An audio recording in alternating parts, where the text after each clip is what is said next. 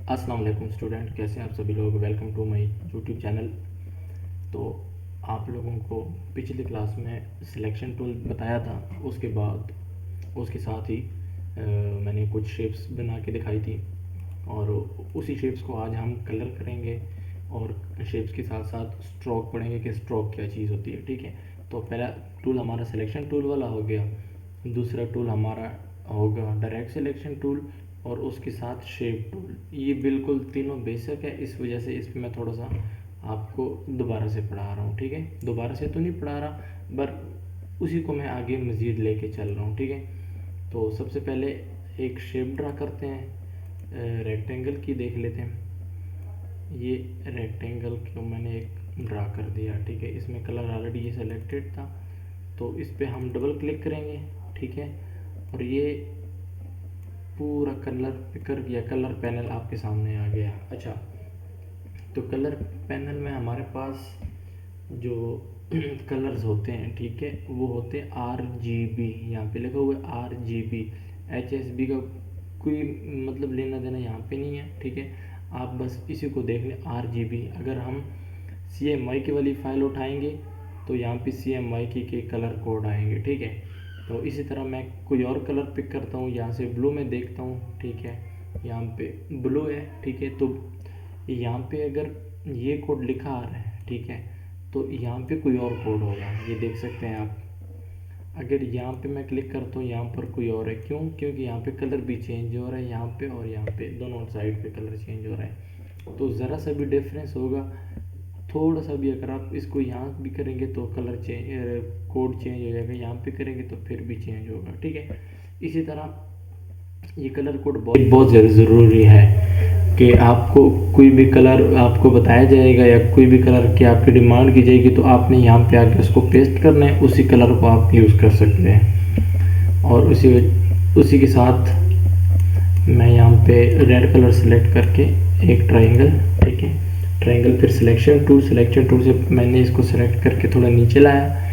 ठीक है, तो ये हो गया सिलेक्शन टूल। ठीक है, सिलेक्शन टूल के बाद आते हैं यहाँ पे direct selection tool. Direct selection tool में क्या चीज़ है, राइट क्लिक करेंगे तो राइट क्लिक में हमारे पास पहले तो डायरेक्ट सिलेक्शन टूल और फिर ग्रुप सिलेक्शन टूल। ठीक है, पहले देखते हैं डायरेक्ट सिलेक्शन टूल को। डायरेक्ट सिलेक्शन टूल ही एक सिलेक्शन टूल जैसा है, लेकिन सिलेक्शन टूल में हम सिर्फ किसी शेप को सिलेक्ट करते हैं और यहाँ से वहाँ उठा लेते हैं। या यहाँ पे आप देखेंगे तो यहाँ पे 1 2 3 4, ठीक है, 4 कॉर्नर है। ठीक है, 4 क्रॉस कॉर्नर है। ठीक है, तो मैं बताता हूँ हर कॉर्नर का एक अपना ही काम है। यहाँ से अगर आप देखेंगे इसको तो ये उसके मुखालिफ पॉइंट पर ही ये छोटा बड़ा हो रहा है। ठीक है, अगर मैं यहाँ से पकड़ूंगा तो बिल्कुल अपोजिट वाले कॉर्नर पे ये छोटा बड़ा होगा। ठीक है, इसी तरह ये भी ऊपर वाले और इसी तरह ये भी। ठीक है,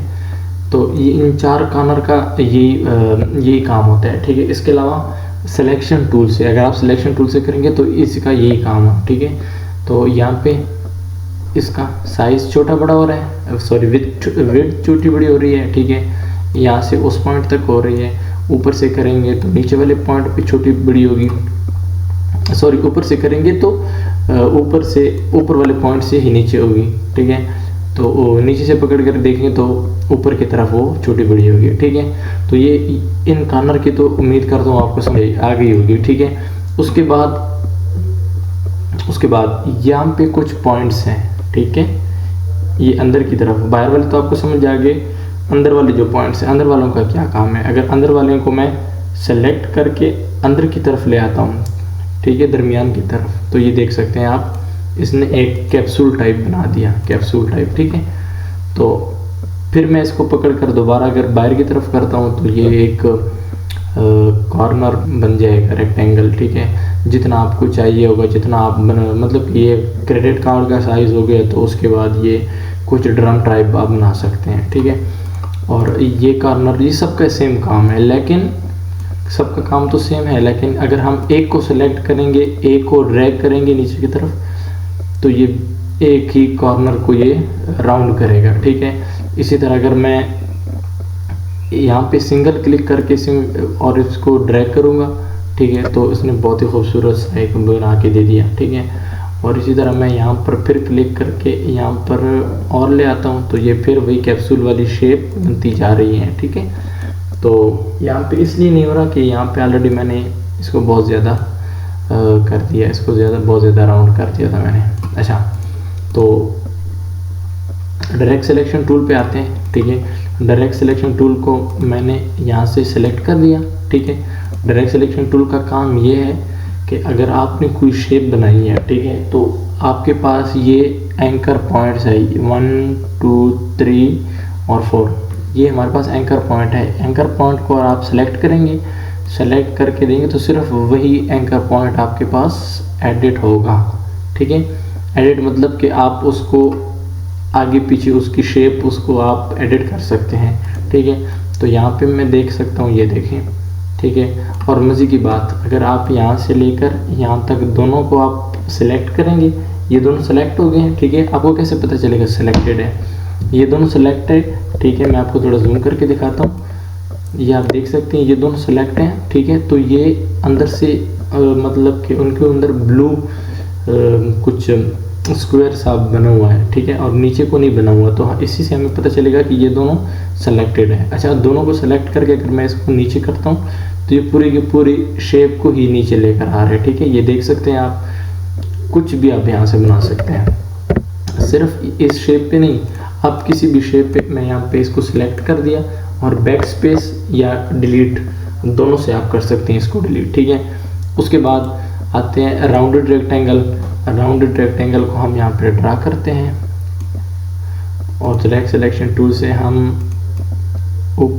ऊपर से सिलेक्ट करके, सॉरी, ऊपर से सिलेक्ट किया और ये आप देख रहे हैं, यहाँ से डायरेक्ट सिलेक्शन टूल का टोटली यही काम है कि आपने जो कॉर्नर सेलेक्ट किया, ठीक है, तो आप उसी कॉर्नर को एडिट कर सकते हैं, ठीक है। तो आगे ये जो एंकर आ रहा है, ये इंशाल्लाह ये मैं नेक्स्ट क्लास में डिटेल से समझाऊंगा। उसके बाद आता है ग्रुप सिलेक्शन टूल, ठीक है। इसको मैं डिलीट करता हूँ। ग्रुप सिलेक्शन, ग्रुप से जैसे नाम से आपको पता चल रहा है कि ग्रुप का मतलब किसी एक या दो तीन चीज़ों से ज़्यादा, एक से ज़्यादा जितनी भी चीज़ें होंगी तो उसको ग्रुप कहते हैं, ठीक है।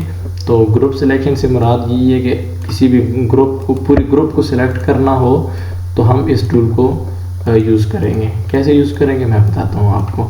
यहाँ पे मैं इनके कलर्स, यहाँ पे डबल क्लिक किया, ठीक है। इसका कलर मैं ब्लू रखता हूँ, ठीक है। इसका कलर मैं कुछ येलोइश टाइप रखते हैं, येलो थोड़ा सा, और इसका कलर रखते हैं थोड़ा ब्राउन टाइप, ठीक है। तो ग्रुप सिलेक्शन टूल का काम यह है कि आप सबको एक ही टाइम पर एडिट कर सकते हैं, ठीक है। आपने ये देख सकते हैं, आप यहाँ से उठाया और सबको एक ही जगह से कुछ भी आप उसके एडिट कर सकते हैं। उसके अलावा ग्रुप सिलेक्शन टूल का वैसे इतना काम नहीं होता, बट फिर भी सिखाने के लिए लाजमी होता है ये। उसके अलावा फिर आते हैं उस पर, इसको मैं डिलीट करता हूँ।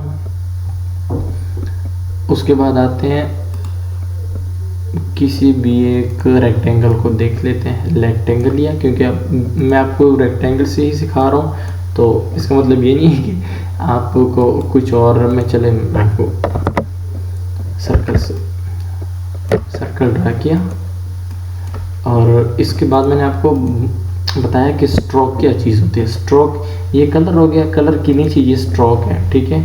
तो इस पे आप क्लिक करेंगे, यहाँ पे रेड जो क्रॉस लगा हुआ है ना, क्रॉस को हटाने के लिए, मतलब इस पे कोई भी स्ट्रोक नहीं लगा हुआ, ठीक है, ऑलरेडी।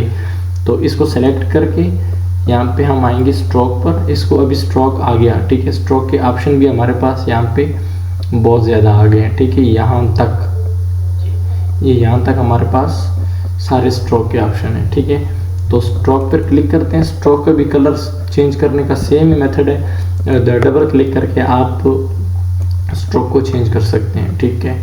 और मैंने ये थोड़ा सा ब्लू सेलेक्ट कर दिया, ठीक है। तो मैं आपको जूम करके दिखाता हूँ, तो ये स्ट्रोक आप देख सकते हैं। उसके बाद ये आ गया। और स्ट्रोक अगर आपको थोड़ा सा महसूस हो रहा है कि थोड़ा सा बहुत कम है, तो आप यहाँ पर आके 1 पॉइंट है, ठीक है, तो आप इसको 2 पॉइंट कर दे, 3 4 5 6 7 8 9 10। तो ये आप देख सकते हैं, ये हो गया स्ट्रोक, सॉरी ये हो गया स्ट्रोक और ये हो गया फिल मतलब शेप जो भी आपकी है, ठीक है, फिल और स्ट्रोक, ठीक है। इसको फिल कहते हैं इस वाले एरिया को, और नीचे वाले एरिया को जो बाहर से बाउंड्री आप कह दें या अपनी आसान अल्फाज में समझने के लिए कवरिंग बोल दें, तो उसको स्ट्रोक कहते हैं, ठीक है। आपको समझने के लिए मैं वैसे ये नाम ले रहा हूँ, कवर और वगैरह। तो ये हो गया आपका स्ट्रोक और ये आपका हो गया फिल। तो उसके बाद कुछ देखते हैं अच्छा सा। ये हो गया रेक्टेंगल, ये हो गया एक एलिप्स टूल। एलिप्स टूल मतलब सर्कल ही होता है, बट सर्कल को अगर आप एक्यूरेट करेंगे तो सर्कल कहलाएगा, और अगर आप सर्कल को थोड़ा सा ओवल टाइप करेंगे या जिस तरह मैंने आपको पिछले क्लास में भी बताया था कि अगर किसी चीज़ का आप बेस बनाएं तो उसको एलिप्स ही कहते हैं, ठीक है। उसके बाद मैं क्या बना रहा हूँ मुझे कुछ भी आइडिया नहीं है, बट बस मैं बना ही जा रहा हूँ। ये हो गया। उसके बाद क्या रह गया, फ्लेयर टूल। फ्लेयर टूल का यहाँ पे कोई काम, यहाँ पे ये बिल्कुल भी ग्राफिक डिज़ाइनिंग में कोई काम नहीं है, ये बस बहुत ही कम लोग यूज़ करते हैं, ठीक है। इसका मैं आपको बताता चलूँ, इसका ये फ्लेयर है, ठीक है, इसमें हम कुछ भी चेंजेस नहीं कर सकते। इसकी जो सिर्फ ये पाथ आ रही है, पाथ, ठीक है, तो बस इसी को हम एडिट कर सकते हैं, वो भी डायरेक्ट सिलेक्शन टूल से, और कोई टूल्स इस पे एडिट नहीं होगा। यहाँ पे आप इसका पाथ पकड़ के कहाँ पे, यहाँ पे पाथ पकड़ कर या आपको इसको एडिट कर सकते हैं, बट नहीं कोई फायदा नहीं इसको एडिट करने का, इसको आप रहने दें। आते हैं यहाँ पे, ठीक है, यहाँ पे आते हैं, इनको डिफरेंट कलर कर, और इसका स्ट्रोक रखते हैं ब्लैक। यहाँ पे दूसरे को सिलेक्ट कर दिया मैंने और इसका स्ट्रोक रख दिया ब्लैक, और इसका कलर मैं रखता हूँ येलो। उसके बाद स्टार है, स्टार को डबल क्लिक करके और इसका स्ट्रोक रखते हैं वाइट। तो आज की क्लास को यहाँ पे एंड करते हैं। अगर किसी को कुछ समझ नहीं आया तो कमेंट्स में पूछ सकते हैं, नहीं तो मेरे व्हाट्सएप पे आप मुझे डायरेक्ट मैसेज करके भी कुछ भी आप मेरे से पूछ सकते हैं जो आपको कुछ भी नहीं समझ आया हो। तो इस क्लास को यहाँ पे एंड करते हैं, इंशाल्लाह नेक्स्ट वीडियो में मिलते हैं, तब तक के लिए अल्लाह हाफिज़।